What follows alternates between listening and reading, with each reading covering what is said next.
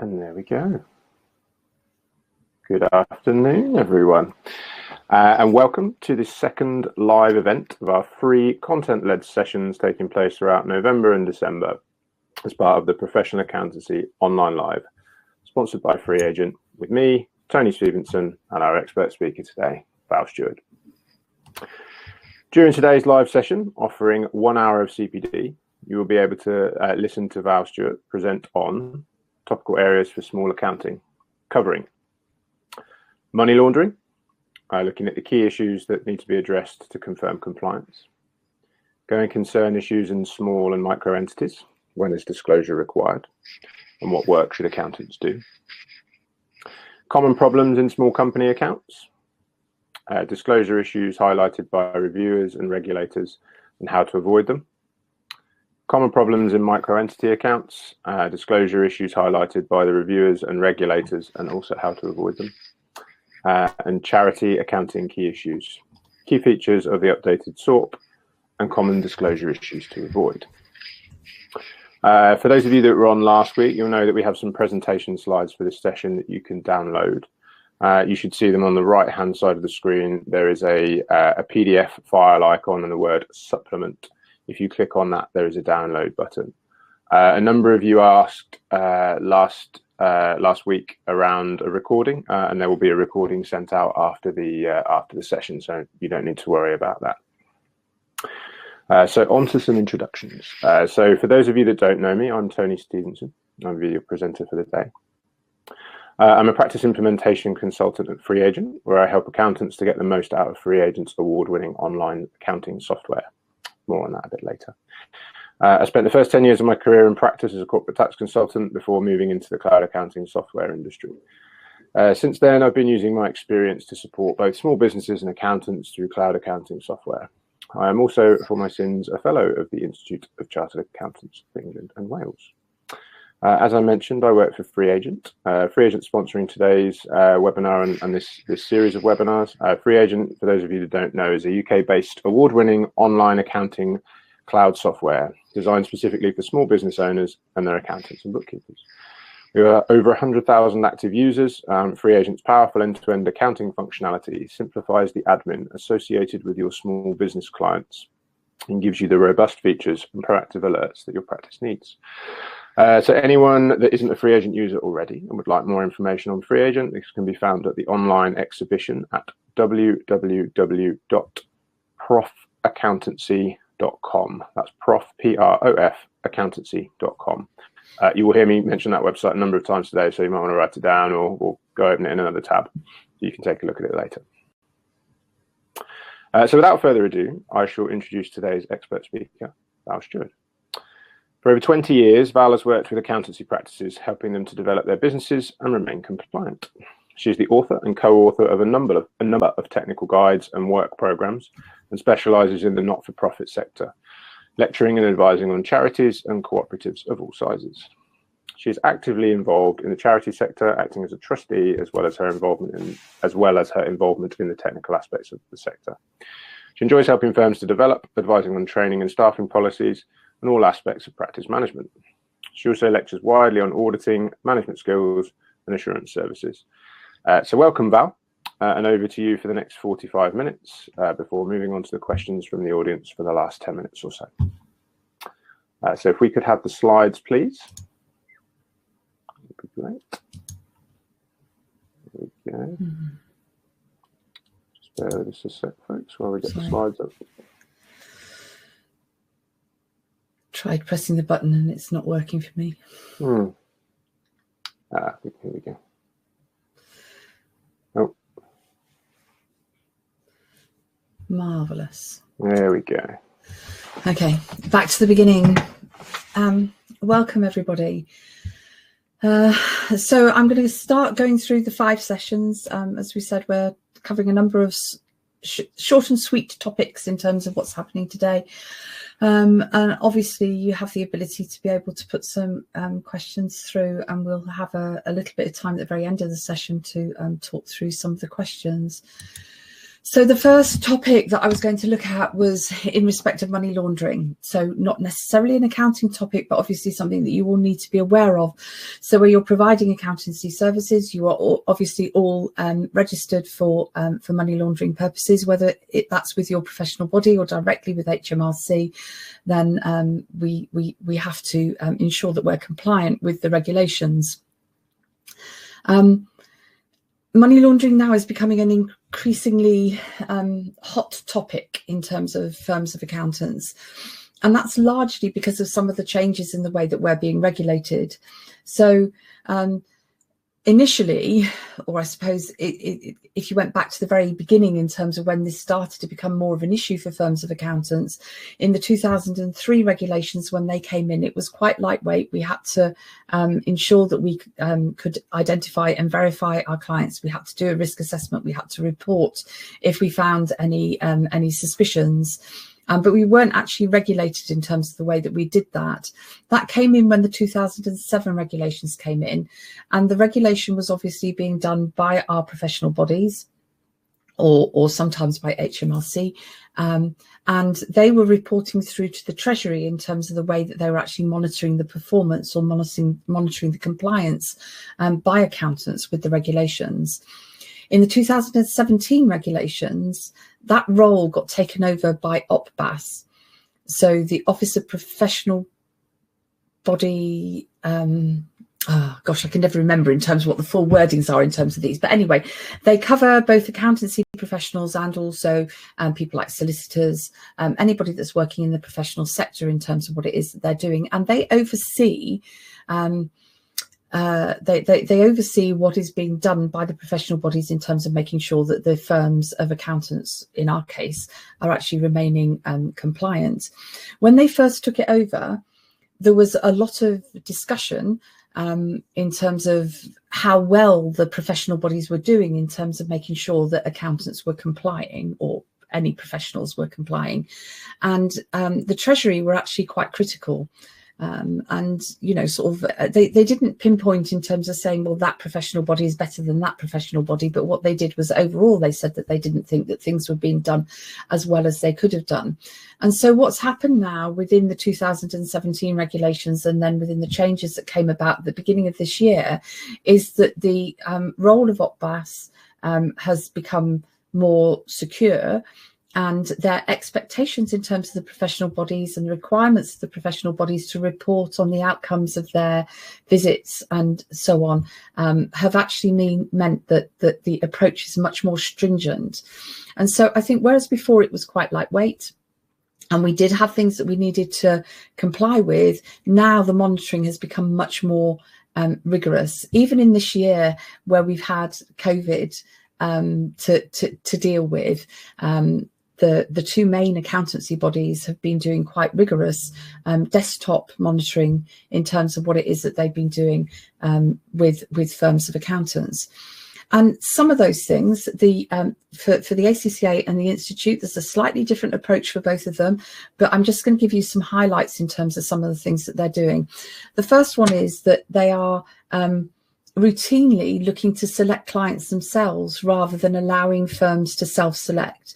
So initially, when they first started to do the overseeing and started to look at this a little bit more rigorously, then what they were likely to do was to go to a firm and say, we want an example of a new client, how you dealt with it, an existing client, how you dealt with it. Now, they are still doing that sometimes, but what we're also seeing is that what they're doing is saying, we want a list of your clients, and then we'll come up with 10 of those people that we want to actually get all of the information that you have that pertains to the money laundering issues. They're also then asking to speak to staff. So again, when it came to the training before, they would ask firms to confirm what training had been given to everybody, what courses they'd been on, how you'd actually made sure that they understood what the systems were. Now what they're doing is they're saying, what we want to do is we want to actually interview a couple of people that work for you, and they take those from varying levels within the organisation, because we want to see what their understanding is. So they're not necessarily asking them to confirm that they've been onto a training course, but they'll ask some questions in terms of their basic understanding in terms of money laundering, when a report is needed, how they'll actually do that internally if it's needed. And so it just makes it more important that you actually have all of your staff have a great understanding in terms of what's happened. They're looking, when they ask for those examples, in terms of whether they self-select or whether they actually say it's okay for you to provide them with an example, they want to see the whole history. So if a client's been with you for the last 10 years, they want to see the record right from the take on through to what you're doing now, so that they can see that you're doing ongoing monitoring, that you're actually making changes if there are changes, and that you're assessing, that you're reviewing the risk assessment that's been undertaken. So it's not just a case of looking at what's happened, you know, what you've got for the current year. It's a case of going right back to the beginning in terms of what's there. They, those of you that are institute members, may have noticed that for the last 3 or 4 years now, when you do the annual return, they're asking you on the annual return to declare the number of reports you've made to NCA in terms of money laundering. Now, they're asking for a little bit more detail in terms of what's happening there.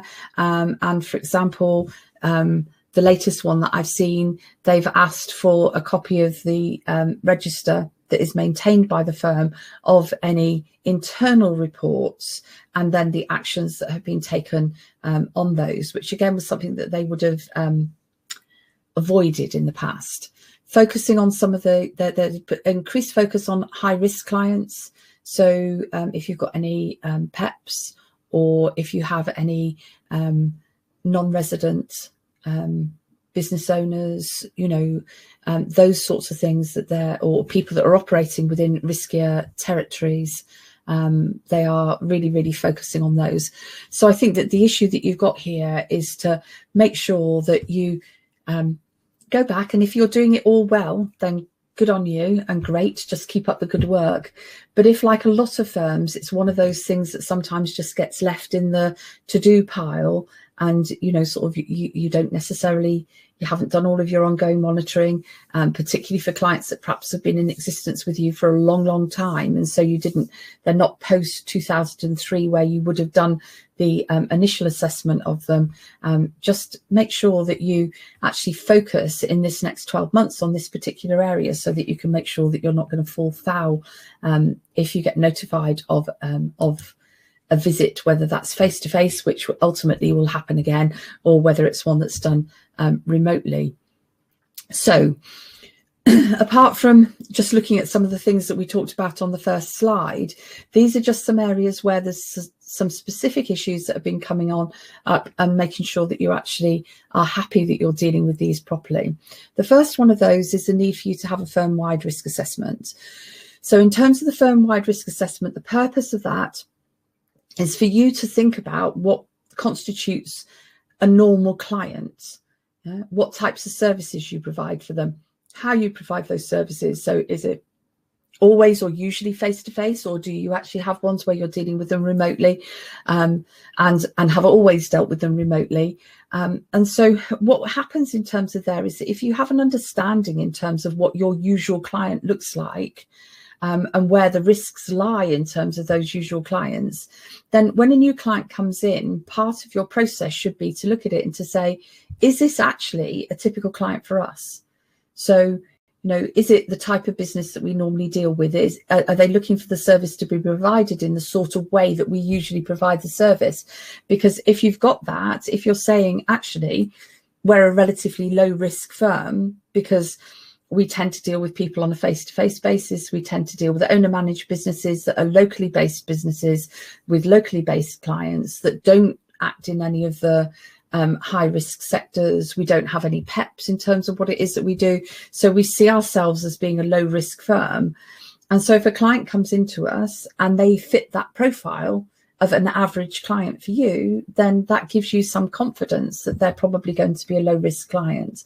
But if you've got somebody that comes into you that's dealing in a high risk area, that you haven't met face to face, then that might give you a trigger to say, well, you know, either I've got to do things a little bit differently, or alternatively, it might even be, well, actually, I'm not sure that I want to take this this client on. So the firm-wide risk assessment, really important that you actually have one of those in place. Client due diligence on new clients. So making sure that you do, well, I'm skipping down a couple, but making sure that firstly you do a risk assessment in terms of those clients, fitting them into your whole firm-wide risk assessment, but also looking at whether there's any particular areas of risk that might require you to look more carefully or to do some additional work for them. And then making sure that you actually have appropriate verification of clients' identification, so that you've got copies of their passports, or you've done a credit search on them, or whatever it is that you've done to make sure that you've done that. And then making sure that it isn't just a case of you doing it on take on, but that you have a regular process that you keep to, and that you monitor to make sure that people are checking to make sure that there's been no changes. So, you know, all that you're doing in a lot of cases, 99% of cases, is you're going to be looking at it and say, actually, there's no change from when we first took this client on. We've still got the same owners. They're still living in the same place. They're still operating in the same way. So we don't need to change our assessment. But then you'll have circumstances where people move. Maybe they get married and change their name. Maybe they bring a new director into a company, or a new shareholder into a company. And so when those sorts of changes happen, or perhaps in this current environment where there's changes in the way that the business is operating, so you might have ones that have operated face to face but are now moving on to doing things more remotely, you need to look to see whether that in itself presents additional risks from a money laundering perspective that you need to now address and make sure that you're dealing with. The regulations, when the 2017 regulations came in, they required booms, so the business owners and managers within an organisation, so people that are directors or principals within an organisation that hold 25% or more of the shares of the organisation, or actually in a senior management role where they make decisions in terms of money laundering issues, all of those people not only have to be seen to be fit and proper individuals, but they also have to prove that they are fit and proper individuals. And so the requirement is that a DBS check is done on all of those individuals. So, particularly so anybody that's new, the professional bodies will actually ask to see copies of those. But for people that are existing partners and principals within the organisation, if you haven't done it already, you should do the basic DBS checks on those people, so that if you're asked, you have the ability to be able to provide copies of what's been done. I would say to you, it only needs to be a basic DBS check. And if you go into Google and you do a search on basic DBS checks, then you can do those very easily. It takes about 10 minutes for the individual to put the information in that's required for them to do it. You don't need to go through another agency to actually put those together. You should all have appropriate policies, controls and procedures in place that actually, so your policies and procedures that actually show what it is that you do and how it is that you do it. And the controls should be doing some testing, some limited testing on an annual basis to make sure that the procedures that you have in place are actually being undertaken correctly. So, you know, and probably, again, at least once a year, you should review the policies and procedures that you've got to make sure that they fit in with what the requirements would be of your clients. And training. So, you know, sort of, again, the expectation would be that new people that come in, people as they move up the ladder in terms of their responsibilities within the organisation, are given appropriate training in terms of money laundering, and that probably, again, at least once a year, you do some form of update session, which you could do internally, but just to make sure that everybody remembers or is reminded of their responsibilities from a money laundering perspective. So, you know, a hard one, and because it's perhaps not something that is part of what you do that makes you money, yeah, it's important that you do keep that front and centre, because otherwise I think we're going to see an increasing number of quite significant fines coming through to firms of accountants for them failing to be able to demonstrate that they're actually complying adequately with what's happening. So my next bit that I wanted to go on to was to talk to you a little bit about going concern in accounts.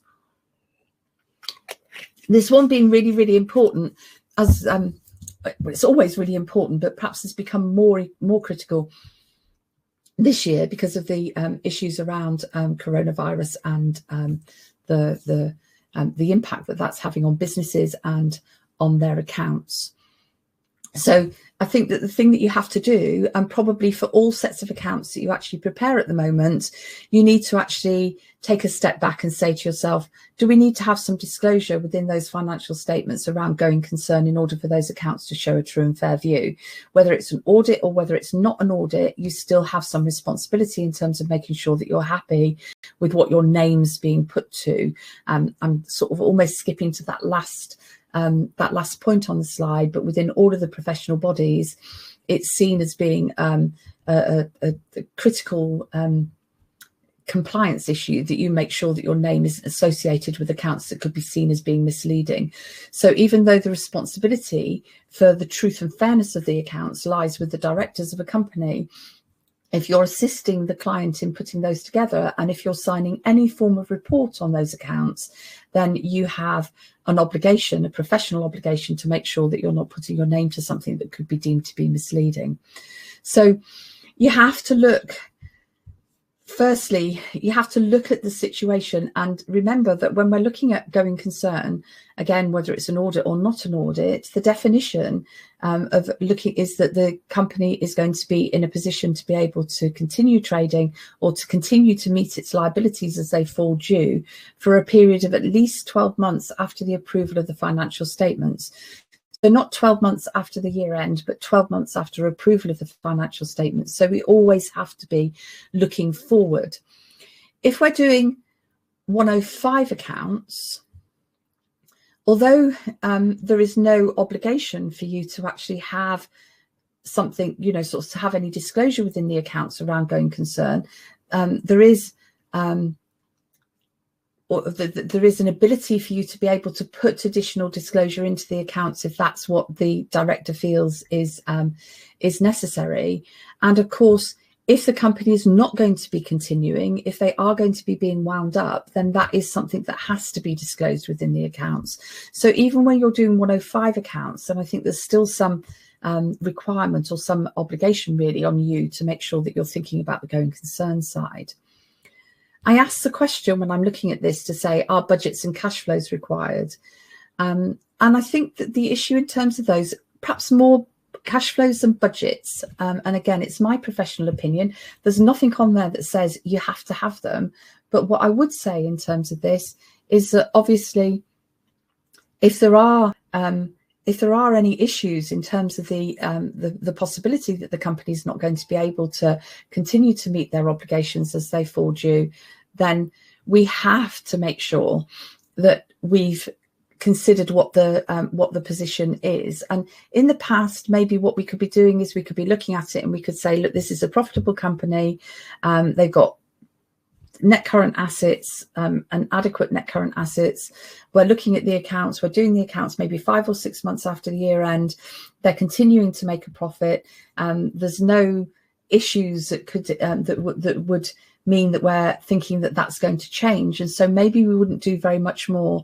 But in the current economic environment, you know, you all will have known businesses where, you know, their order book just went from very good to absolutely nothing overnight. Businesses that have had to shut and then have reopened and then have had to shut again, and then maybe have reopened and then maybe are going to have to shut again. And so you've seen all of that disruption happening. And so I think that the issue in terms of here is looking at them and seeing how robust they are, how much they're able to demonstrate or to respond quickly to the ever-moving events, and whether you're happy that they can continue over the next 12 months, or if there's any uncertainties about those, whether you're happy that that has been adequately disclosed within the notes to the accounts. So things that you need to consider.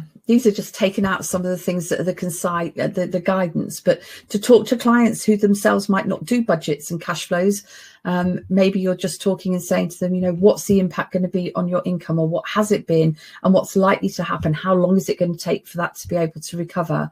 Are you being impacted by shortage of goods? Is that likely to continue? Is it going to come in? Have you got adequate staff available to you? You know, sort of like as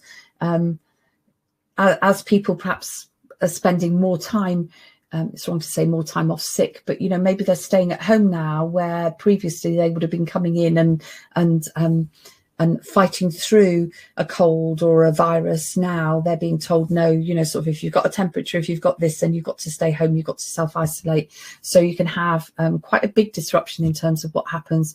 I had a firm that I deal with where they've got, they do half in, half out. So the staff have been working in the offices, but they've been, you know, sort of, they've been doing alternate days in terms of what they've done. Somebody tested positive for coronavirus, and all of a sudden half of their staff have got to self-isolate for 14 days, which, you know, sort of is not something that is easy for you to be able to deal with. So will the businesses have adequate staff? You know, have they taken what government support they're available to? How are they going to be able to deal with that once that actually goes? So when furloughing stops, for example, are they going to be able to manage that? Have they looked at their insurance to see whether, you know, there's still a lot of debate in terms of the business interruption insurance, but if they do have it, they should be asking a question just in case. Have they got adequate reserves to meet the fixed cost for the foreseeable future, which is the resources to be able to do? And do they need to make any additional provision for bad debts? Do they need to consider any impairment of assets within the business? And then if you need to put disclosure into the accounts, if that's necessary, then that needs to follow this sort of framework. So you need to have the statement that the accounts have been prepared on a going concern basis. You need to identify what the material uncertainties are. So what the risks are. Are they loss making? You know, sort of, have they had to shut down? Whatever it is that they're doing. Then the director's explanation as to how they've assessed the position and what their view is in terms of the ability of the entity to be able to continue as a going concern. The disclosure shouldn't just be generic. I think that, you know, sort of, it's very important that that becomes something that is very specific in terms of the needs of the client. But what I have done is I've put onto the slide something that is quite generic, but just gives you almost a framework, a template in terms of something that you can sort of fiddle around with a bit. So this bit that will be, as with most businesses, we've been impacted by coronavirus. And I think that within there, what you'd need to do is you'd need to expand that in this second sentence. This has had an impact on our operations, customers, suppliers and staff. So what you do within there is you'd actually say what the impact has been. We've had to close our operations, we've had to furlough staff, whatever it is that's actually happened within the business. Then we have, and I've said where appropriate, utilise grants and benefits available from the government. And so again, what you do is you'd actually put a little bit more information in terms of the benefits and grants and so on that they'd receive that had helped them to continue in operation. And I think that almost inevitably in terms of those, you'd be finishing off to say that although the total impact is still uncertain, the directors believe that it's appropriate to produce the accounts on a going concern basis. And because you're having to look at that, you know, sort of now, if you've got businesses, if you've got companies where they've taken advantage of the 3 months automatic extension in terms of the filing deadline, so, you know, now the accounts are being prepared and being filed 12 months after their year end. So when they've already gone through another year, you've still got to look another year forward. So effectively what you're doing is you're looking from 2 years from when those accounts apply to see what has happened and then what's likely to continue to happen, so that you can determine that you're happy to put your name to the accounts. Okay. If you're doing an accountant's report, even if you're not doing an audit, if you do an audit, then obviously you have a responsibility in terms of considering the impact that it would have on the audit report.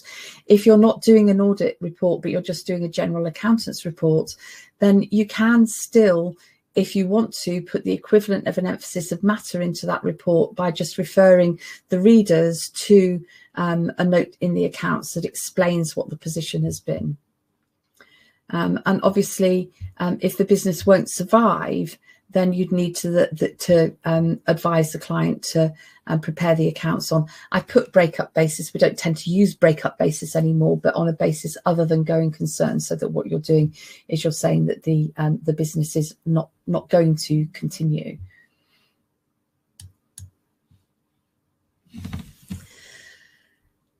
So moving on to the next one of the little topics that we've been looking at. I'm looking at common problems in small company accounts, so accounts that are being prepared under FRS105A. And within those, I'm giving issues that are typically brought up either by the regulators in terms of reviews that they're making, or for somebody like me when I'm looking at company accounts that are being prepared.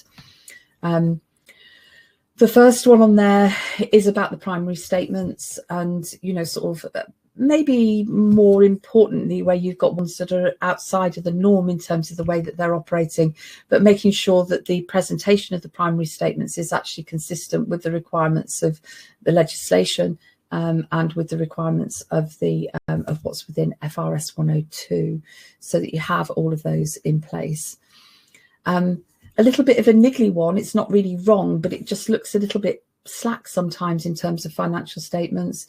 If you're separating out the profit and loss account from the other comprehensive income rather than putting them onto one statement, where there's no other comprehensive income in the 2 years, then it's perfectly acceptable for you to actually put the comment on that on the bottom of the profit and loss account, so that you don't have to have what ends up being almost like a blank page, because it's got no figures in it in terms of what you've got.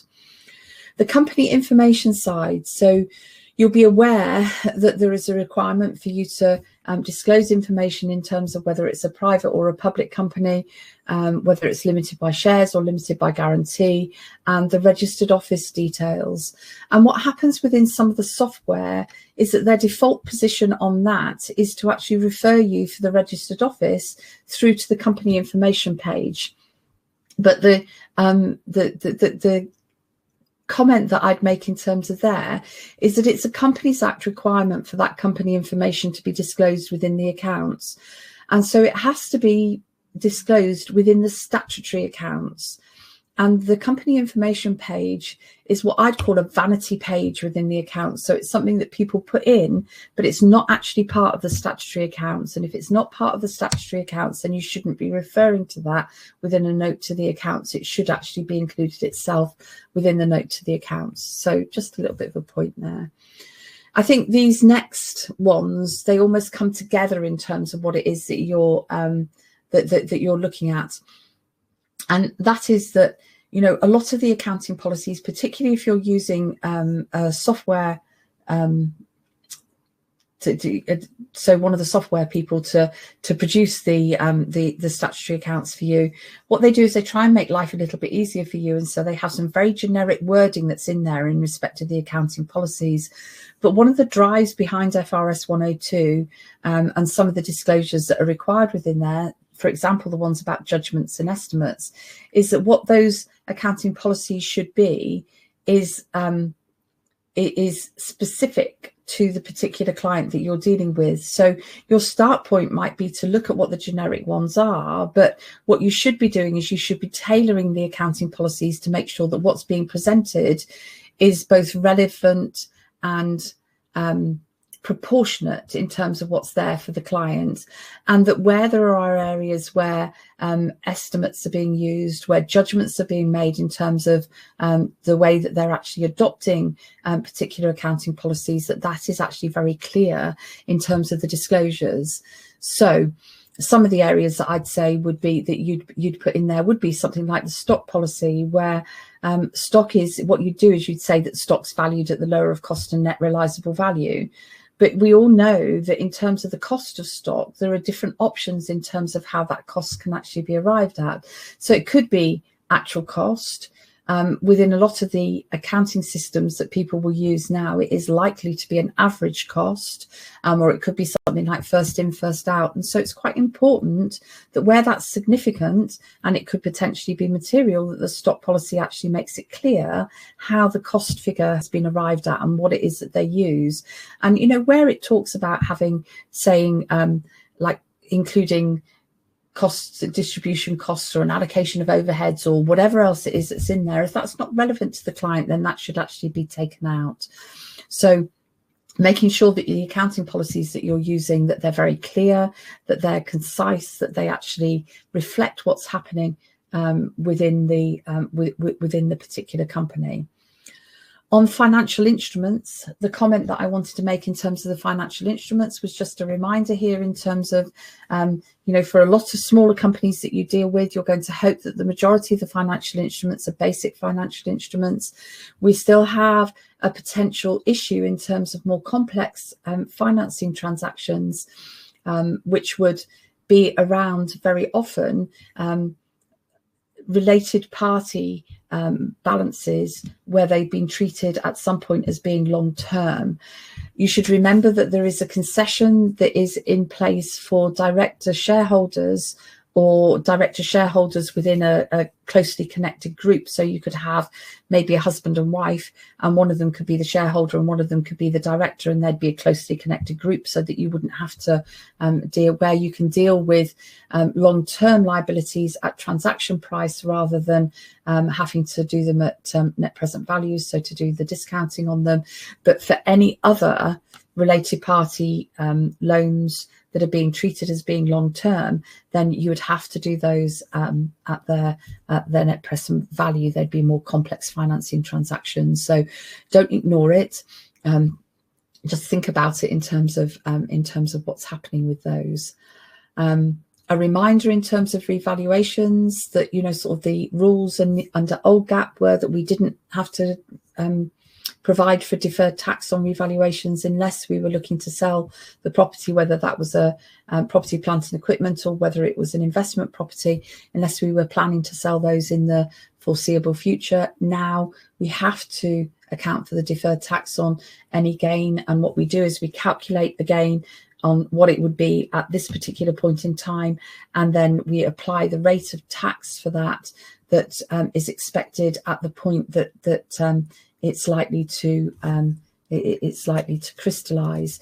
So in the last few years, people had normally done that on the expectation that the corporation tax rate was going to drop. Now we know that the plans to drop it down to 17% won't happen. So if you have done provisions at 17%, you need to be going back and looking at those when you're redoing the next year's accounts, and reassessing that at 19% and making an adjustment if that's likely to be material to the accounts. Remembering that there's a difference, and again, I think that people are a little bit better at this now than they were before, but there is a difference between property, plant and equipment treatment and investment properties. So for property, plant and equipment, we still have revaluation reserves. We still have to calculate the deferred tax, but any gains go through a revaluation reserve. For investment properties, any changes in the value of the investment property go directly through the profit and loss account. And although you can put them into a separate non-distributable reserve, if you choose to do so, they must not go into the revaluation reserve, because that is something that is designed specifically for assets that are in use by the company and not part of their trading or their operational movements. And so it goes into through the profit and loss account, as with the tax.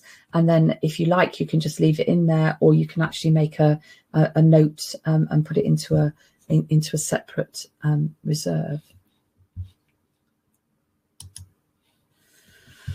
Okay. A reminder a little bit. I want to do the second point on this bullet on this slide first. So just to say to you that I talked about fair value adjustments in respect of investment property, that you need to calculate deferred tax on those. If you've got other fair value adjustments within the accounts, then deferred tax would equally apply. So if you've got investments where you're actually sort of straightforward shares and so on, where you're actually treating those at fair value. If there is a tax implication in terms of that uplift, the gains obviously go through the P&L, but you'd have to make sure that you'd considered whether there was a deferred tax impact of that as well, which people often miss. And then the final bit in terms of deferred tax is just to talk to you about deferred tax and losses. So the issue here would be that what the standard says, and I think within FRS 102, it makes it a lot clearer than it was before, that you should only recognise the benefit in terms of a deferred tax asset in respect of losses where it is likely to reverse in the foreseeable future. So there's a little bit of prudence applied in terms of what it is that they're doing there.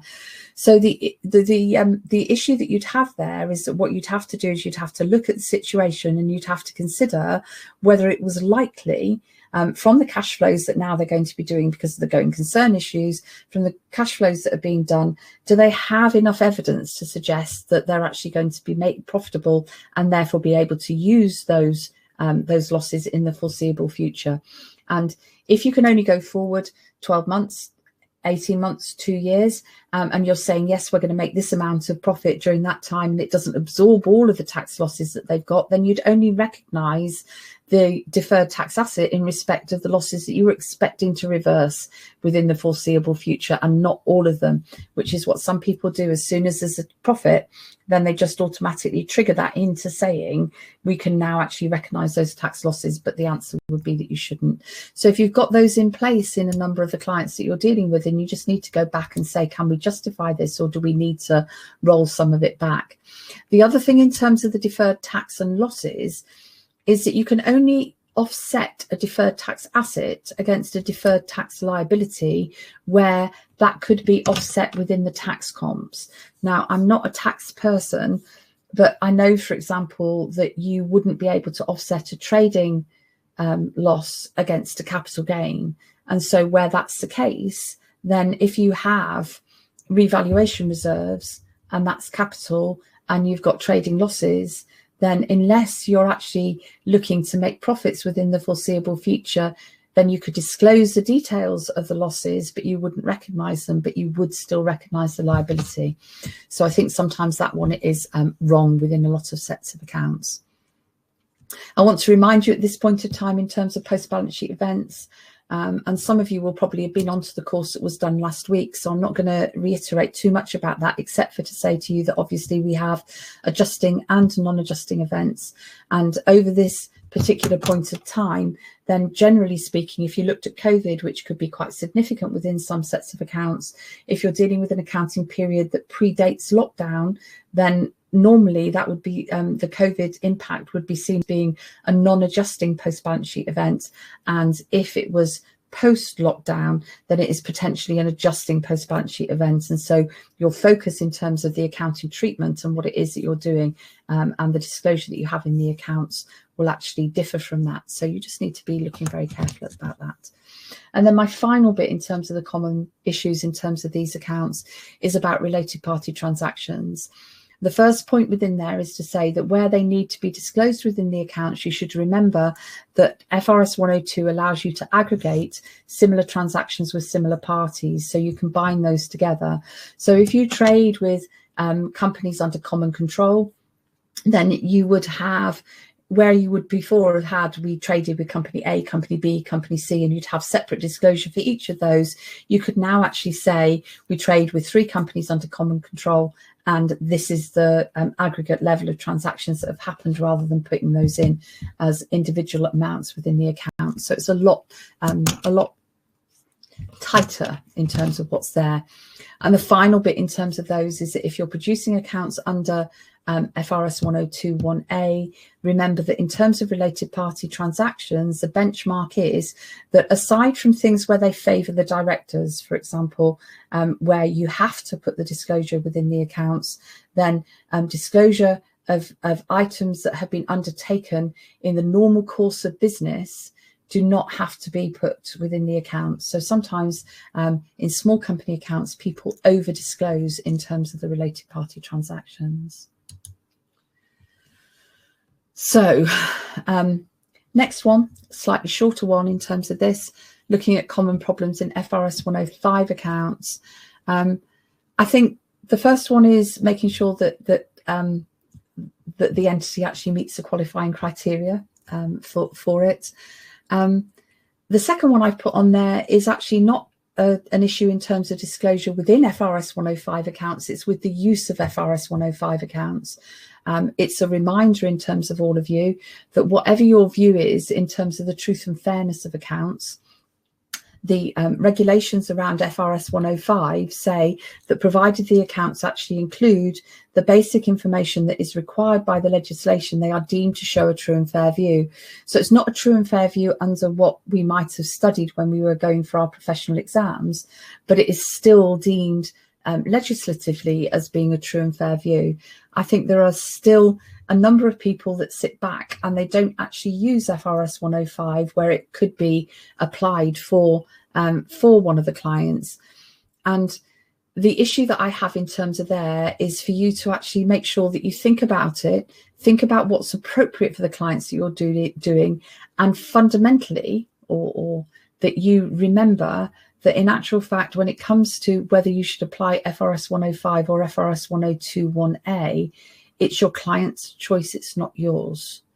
So you need to make sure that for protecting your own position, that what you're doing when you're actually producing the accounts, that you're not just making a judgment and saying, I don't like FRS 105, so I'm going to go for FRS 102(1)A.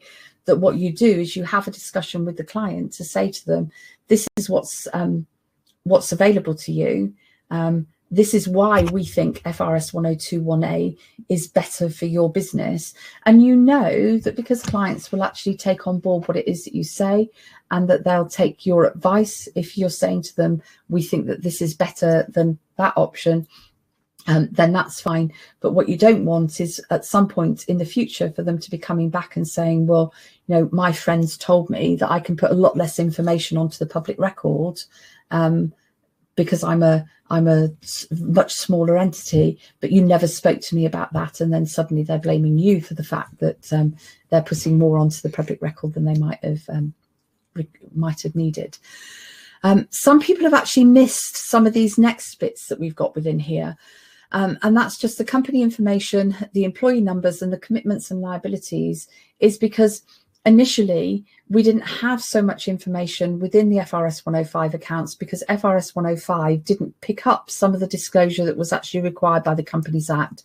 So the company information that we were talking about under FRS 102(1)A accounts in terms of it being private, public, and so on, and that needs to be put within the accounts. The employee numbers are required within the financial statements, and any contingent liabilities that they have that would be disclosable within a full set of accounts need to now be disclosed. So they had to have their ordinary commitments before, but now they also have to have any contingent liabilities within there, so that any off-balance sheet issues are going to be recorded. And then remember that from directors' transactions, anything that favours the directors. So if you've got a creditor, a director's loan account that's a creditor, you don't need to disclose that separately. But if you've got any advances that have been made to directors, any overdrawn loan accounts, any guarantees that have been given on liabilities on behalf of the directors by the company, then those all need to be disclosed within the financial statements. And my final little mini session in terms of what I was going to talk to you about for the next few minutes is just talking to you about charity accounts. So you'll be aware that we have the triennial review of the FRS 102. So that has now started to trickle in terms of accounts that we're producing for this particular period. For the SORP, they've also done an update to the SORP that's taken into consideration some of the changes that have happened within FRS 102 and the impact that will have on charity accounts. So a couple of key points in there in terms of what it is that you've got to do. The first one is, and actually, you know, sort of people still aren't picking this one up, reinforcing the fact that there is a need for there to be comparative figures throughout the accounts. So not just on the primary statements, but also in the notes to the accounts where you're putting information in about the current year, then you should actually have comparative figures against that. And I think that's probably missing on a lot of charity accounts at the moment. Okay. If they hold assets, so some of the things that reflect the changes that were made in terms of investment properties and so on, again, those have come through into the charity SORP. So if you've got an asset that comprises 2 or more major components, then they should now be depreciated separately over their separate useful lives where that's relevant. If they have a business that is a mixed use, a property that is mixed use, so some of it is them using it, some of them is using it as an investment property, then they should be recorded separately if they could be sold or leased separately. So, and obviously the investment property element should be treated at fair value rather than at cost less depreciation. Where they rent investment property to a group entity, they can choose how they deal with that in the same way that a commercial company could. So either at cost less accumulated depreciation and impairment, or they can treat it as an investment property, but that needs to be disclosed adequately within the account.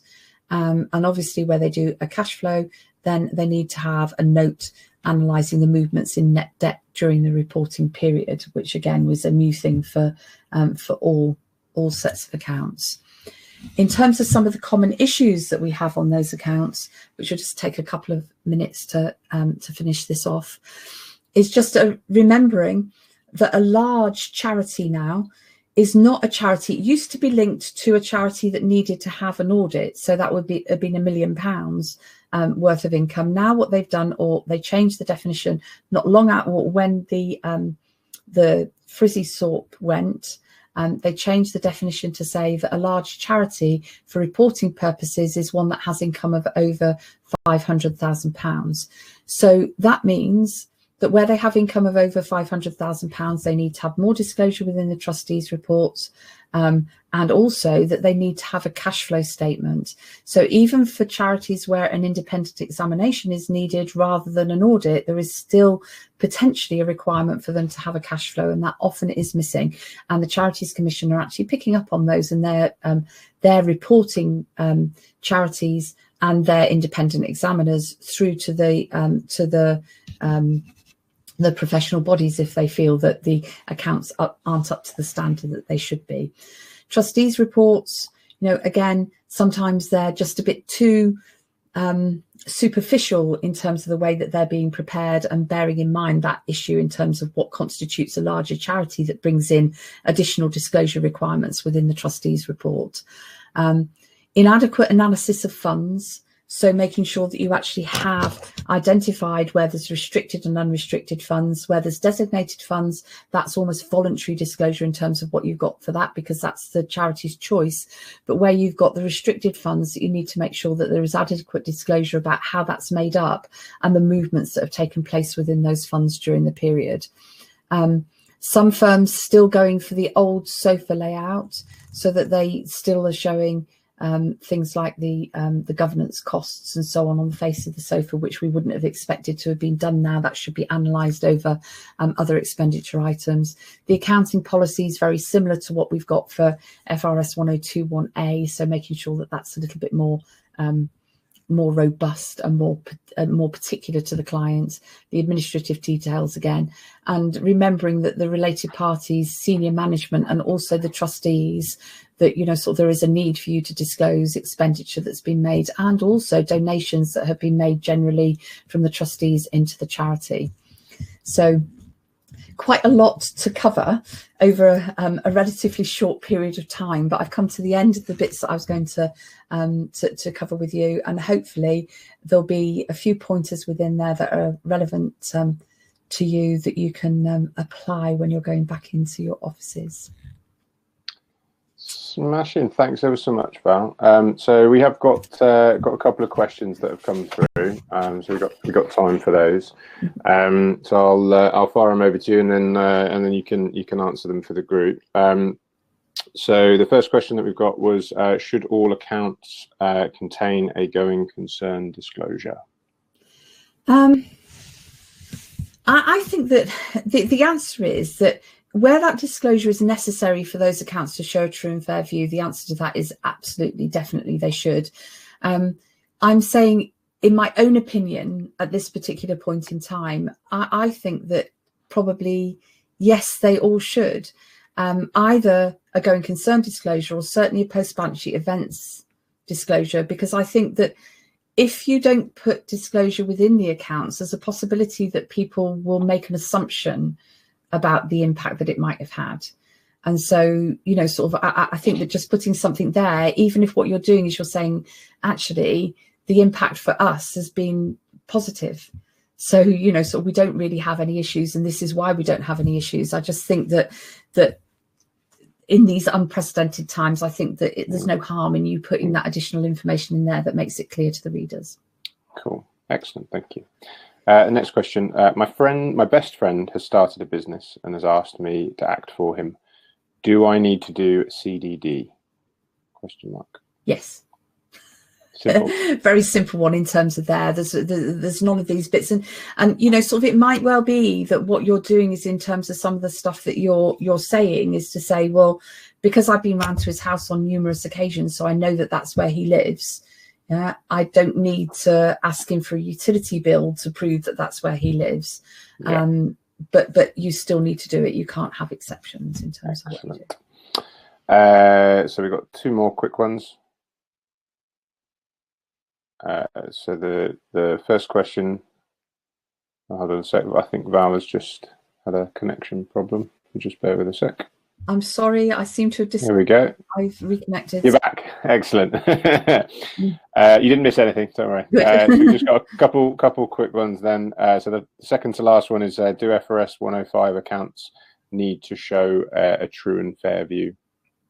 Well, I think I mentioned that when I was actually doing the slide on FRS 105, is to say that the regulations actually specify for 105 accounts that provided they contain all of the information that's required by the regulations, they are deemed to show a true and fair view. So the directors of the company have no obligation for them to consider whether anything additional is needed for them to show a true and fair view, which directors are if they're doing FRS 102 1A accounts. But if they want to put additional disclosure in, then they're entitled to do so. But if they do, then they should make that disclosure in accordance with what's required by FRS 102. Okay. And then the final question is, what if there are no reports, and then in brackets, in regards to NCA? Question mark. So what if you haven't made any reports to the NCA? I think that's fine. You can say it. My guess would be that what's going to happen over a period of time is that, you know, so when they first brought in the money laundering regulations, in 2003, when they extended it across all firms of accountants, what they did at the same time was they broadened the description of what qualified as being money laundering. So they broadened that to say that any time that people made any form of financial gain from doing something that was illegal, that constituted money laundering. So that means that if you've got clients that deliberately under-record their VAT liability, for example, that's a criminal offence. They've received a financial benefit, and that's reportable for money laundering perspective. So a very small proportion of the reports that go into the NCA actually are instigated by firms of accountants. My guess would be that their expectation is that because it doesn't just do the drug trafficking and the terrorist financing and all the rest of the bits, because it is general potential criminal activities, that their expectation is that virtually every firm of accountants should be making reports. So if you haven't done any at all, I think that some of the time you need to be taking a step back and looking and thinking, you know, how should we have been doing it? And if you're happy that you've reported everything that should have been reported, you know, you've considered everything that potentially should be recorded and no report should be made, then that's fine. But I think that's also why the regulators now are starting to ask people to give them their record of what their internal reports were, so that what they do is they can look at what you've what's been reported to the money laundering reporting officer internally, and how they've dealt with that, and see whether, you know, sort of they're missing anything. Excellent. So as we approach time, unfortunately, that is all we have time for today. Thank you very much for attending Professional Accountancy Online Live, sponsored by Free Agent. Thank you very much, Val. Excellent session. The feedback in the comments has been really positive. So thank you for all of your input and all the questions from the floor. Please don't worry if your question wasn't answered today. So we'll be collating together all of your questions for the next few weeks and addressing them all in the final session on the 16th of December. In the meantime, if you think of any questions that you'd like to ask, please raise them. Please don't hesitate to submit these either via webinar jam before or during the next live event. Don't forget there are 2 further live sessions taking place every Wednesday for the next 2 weeks at the same time as today, details of which can be found on the website www.profaccountancy.com. Next week's session will be presented by myself and Mike Ulrich, who covered the session last week, covering case studies on the impact of Brexit on the UK financial reporting and auditing climates. Don't forget to join Professional Accountancy Online community on LinkedIn to continue the debate after the live session and be included in exclusive offers for next time. As I said before, a recording of today's live Q&A will be sent out via email over the next few days. Feedback forms will also be sent out after the event closes. By completing this, you'll receive your CPD certificate. That also helps us to improve the sessions for the future. Please don't forget to visit the online exhibition at www.profaccountancy.com. By visiting the exhibition, you can access a free 1-hour CPD webinar from the 2020 Distance Learning Catalogue. You can also visit our exhibitor profile for more information on Free Agent, who sponsored today's webinar. Thank you very much. Thanks again, folks, and have a great day. And that's us. Thank you.